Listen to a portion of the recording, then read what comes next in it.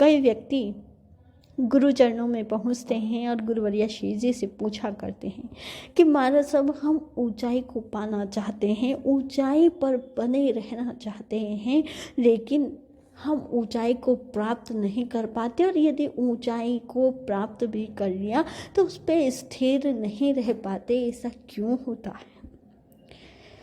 ऊंचाई को पाना और ऊंचाई पर रहना, ये दोनों ही अलग अलग बात है। रज ऊपर की ओर उड़ती है, पर वहाँ कभी स्थिर नहीं होती। पानी आसमां में ऊपर चढ़ता है, मगर वहाँ स्थायित्व ग्रहण नहीं कर पाता।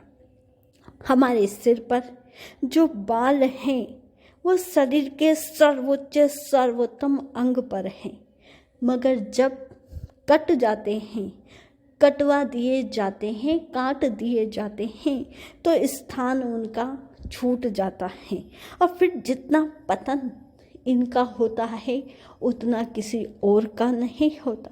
पैरों तले रौंदे जाते हैं। ऊंचाइयों पर चढ़ना एक बात है और उस पर बना रहना दूसरी बात है। ऊंचाइयों को प्राप्त करने का सूक्ष्म एवं शक्तिशाली यदि कोई साधन है तो वो है मन और मनन।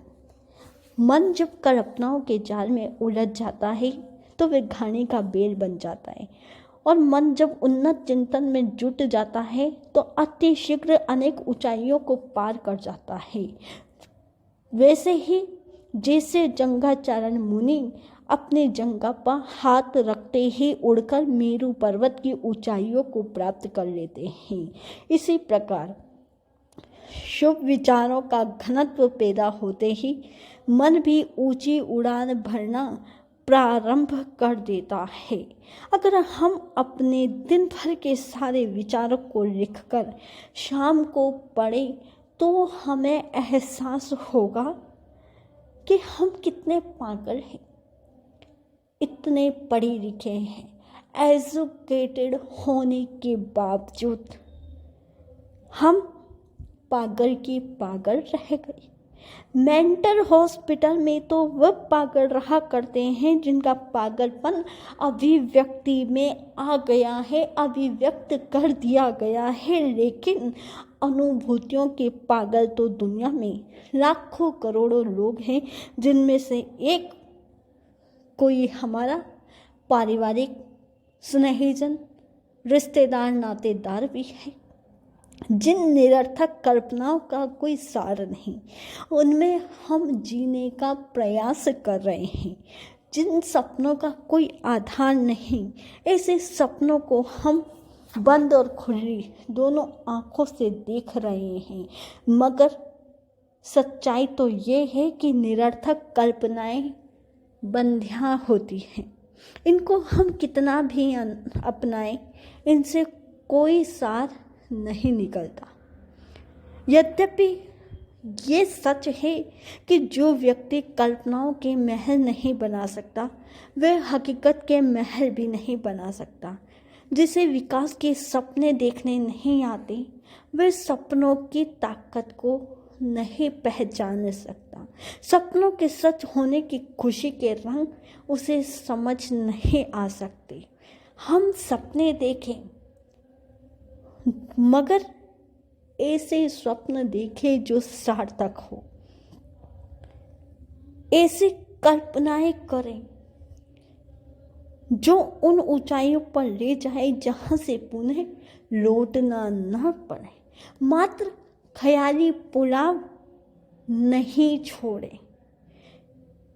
एक युवा पढ़ाई करते ही जॉब के लिए आवेदन पत्र भरता है।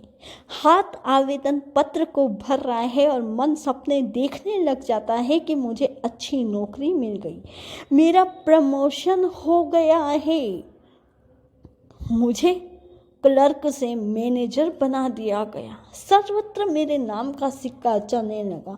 न जाने क्या क्या विचार, क्या क्या कल्पनाएं, क्या क्या स्वप्न उसके भीतर बढ़ते जा रहे हैं, चलते जा रहे हैं, पनपते जा रहे हैं। कितने कितने स्वप्न मन देखता जा रहा है। हर छोटे से निमित्त को मन अपनाकर बहुत बड़ा बना लेता है।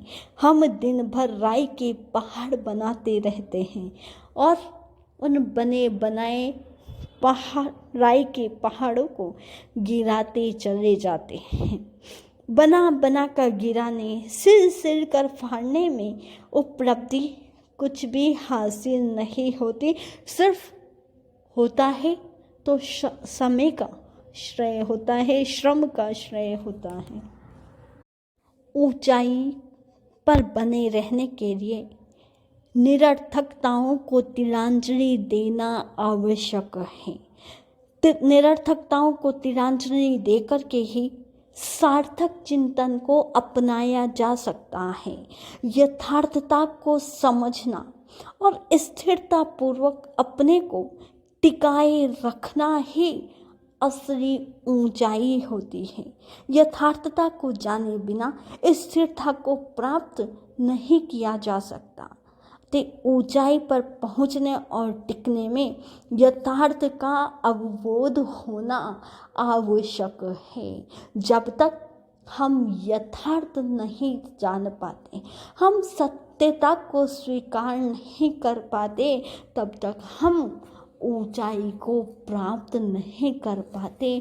और ऊंचाई यदि हमें प्राप्त भी हो गई तो उस पे हम टिके नहीं रह पाते।